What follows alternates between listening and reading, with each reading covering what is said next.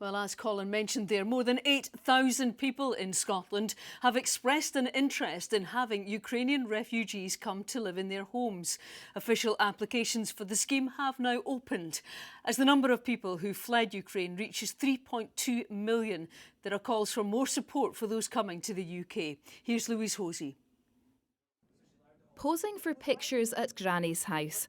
But for this family, getting here from Ukraine hasn't been easy. Liza and her kids have finally got to Clackmannan and are now living with her mother-in-law, Galina. Their route here was fortuitous.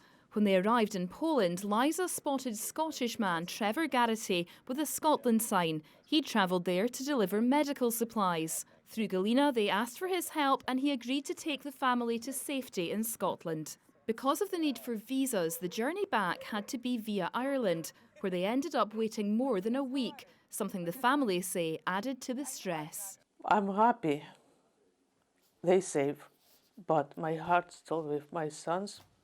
They're there, hopeless, because my government, UK government, not so helpful for refugees some reason, and so it makes so difficult to come here.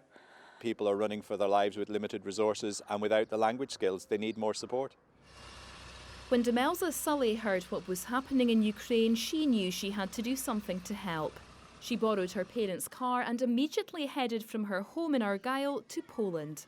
Since then, she's brought 3 Ukrainian families to safety. They have been the kindest, most humble, stoic, incredible women and children, actually. I'm a complete stranger to them and they are literally taking their life in my hands. They're putting their trust in me.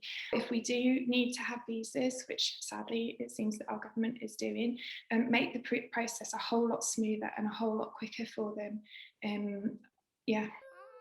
One family Demelza helped travel to Ireland were Yana and her 3-year-old son Matvey. What she's doing is more than a lot. Thanks to people like Demelza, we were able to leave. She saved our lives. For people like us who don't speak English, who didn't travel a lot in the past, it would have been almost impossible to leave. We don't have the words to say how much we think of her. Meanwhile, preparations are taking place for 50 children evacuated from orphanages to travel to Scotland. The Dnipro Kids charity, run by Stephen Carr from Perth, helped the orphans get across the border to safety in Poland last week. Today, the children were filling in the paperwork after the Home Office confirmed they will be able to come to the UK. I think people in Scotland just want to do their bit to welcome those that need our sanctuary, and looking forward to seeing those vulnerable young people that can come here, that can be looked after in Scotland, that can continue with their education.